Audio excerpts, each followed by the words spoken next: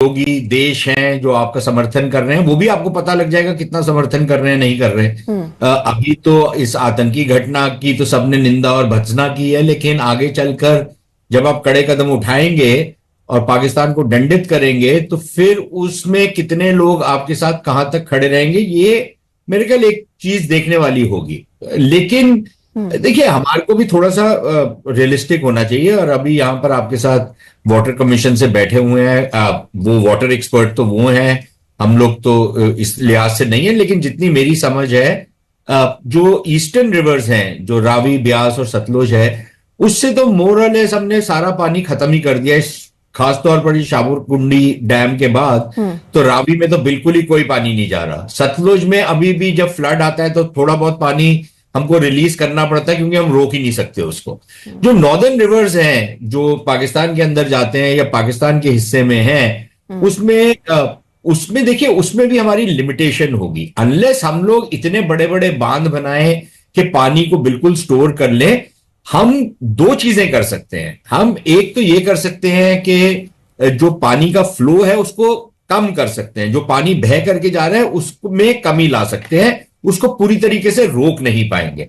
लेकिन दूसरी चीज जो हम कर सकते हैं, चाहे दोनों जनरल साहब ने भी बात की, हम इसको ना मैन्युपुलेट कर सकते हैं कि कब पानी छोड़ेंगे और कब पानी रोकेंगे, और सबसे ज्यादा उनको डैमेज हम कितना कर पाएंगे और करेंगे।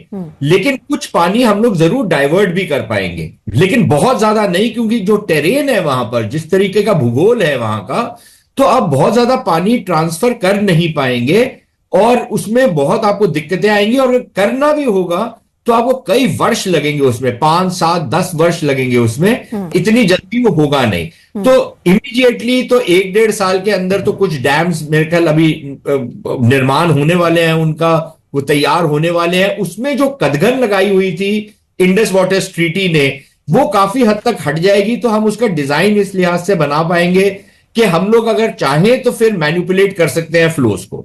एक चीज तो ये होगी। दूसरी चीज ये होगी कि वो जब डैम बन जाएंगे तो फिर हमारी क्षमता भी बढ़ जाएगी कि कैसे हम वाटर को मैनिपुलेट कर सकते हैं, रोक सकते हैं, कैसे छोड़ सकते हैं और कैसे इनको दंडित कर सकते हैं। लेकिन थोड़े बहुत कनाल्स भी बना सकते हैं, लेकिन कोई बहुत ज्यादा इरिगेशन हम कर पाएंगे, मुझे थोड़ा सा शक है कि गिवन द टेरेन, कुछ पानी हम जरूर डाइवर्ट कर सकते हैं, पाइपलाइंस भी बना सकते हैं, बहुत कुछ करने को कर सकते हैं, लेकिन उसमें समय लगेगा, इमीडिएटली कुछ नहीं होगा। बाकी वोरा साहब बैठे हुए हैं तो ये बेहतर जानते हो। ठीक है, वोरा साहब आपसे ये समझना चाहेंगे ये कितना चैलेंजिंग रहेगा भारत के लिए, भारत उसको कैसे कर पाएगा? हालांकि क्या रोड मैप रहेगा वो तो सरकार ने स्पष्ट किया है, लेकिन आप अपनी दृष्टि से, अपनी नजर से क्या समझते हैं? देखिए, ये जो सारी बातचीत चल रही थी जो मैंने सुनी अभी जी, तो आपने ये सुना कि मानसून में शायद ये जो पानी बहुत ज़्यादा होता है तो थोड़ा सा असर उन पे कम होने की संभावना है, लेकिन जैसे ही हमारा लीन पीरियड शुरू होगा बारिशों के बाद, उस पर काफ़ी हम उनके ऊपर इफेक्ट होगा। तो अभी अगर हम कहें कि बिल्कुल आज ही क्या इफेक्ट होगा, तो आज ही इफेक्ट करने में काफ़ी चीज़ें सामने आ सकती हैं। पहली बात तो ये है कि हमारी जो जम्मू के एरिया को प्रताप कैनाल और रणबीर कैनाल ऑलरेडी हैं, उसके ऊपर कुछ रिस्ट्रिक्शंस है, पानी कितना यूज़ होना चाहिए, और वहाँ पे हमेशा पानी की ज़रूरत ज़्यादा रहती है। तो एक तो चेनाब रिवर का कुछ पानी जो है जम्मू रीजन में हम इमीडिएटली इंक्रीज कर सकते हैं, और ये नीचे जाके है तो थोड़ा पानी की कटौती पाकिस्तान को आने की पूरी संभावना है।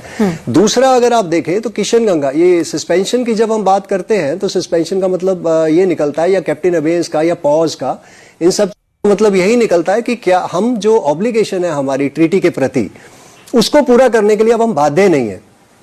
तो अगर बाध्य नहीं है तो फिर जो किशनगंगा प्रोजेक्ट है उसमें फ्लशिंग जो है, सेडिमेंट की जो फ्लशिंग की अभी मना है, वो हम कर सकते हैं, उसकी एक लाइफ बढ़ेगी। पहले तो ये बात हुई। दूसरी बात ये हुई कि किशनगंगा एक ऐसा प्रोजेक्ट है जो झेलम की तरफ किशनगंगा से पानी को डाइवर्ट करता है और झेलम में पानी जाके इनका मिलता है। इसको हम ऑप्टिमल कैपेसिटी पे अब अपने हिसाब से, टाइमिंग के हिसाब से चला सकते हैं। तीसरा ये है कि एक मिनिमम फ्लो की प्रोविजन है नीलम झेलम रिवर के अंदर, जहां पे एक इनका नीलम झेलम प्रोजेक्ट भी है। 9 क्यूमेक्स हमें छोड़ना होता है पानी लगातार। अब उसकी भी बाध्यता अगर सस्पेंशन और पॉज पीरियड है तो उसकी बाध्यता हम पे नहीं होनी चाहिए। तो अगर हम वो पानी भी नहीं छोड़ते हैं तो उनको डेफिनेटली उनके जो नीलम झेलम डाउनस्ट्रीम पे किशनगंगा में प्रोजेक्ट है उसके ऊपर बिल्कुल दबाव बनेगा। तीसरा अगर हम देखें तो सलाल प्रोजेक्ट है हमारा, तो सलाल प्रोजेक्ट में अभी तक क्या है कि सेडिमेंट मैनेजमेंट के लिए जो लो लेवल सोल्यूशंस है वो अभी अलाउड नहीं थी, सेडिमेंट फ्लशिंग वहां पे नहीं करते। हमने गुडविल में ही ये किसी टाइम पे माना था इन सब बातों को।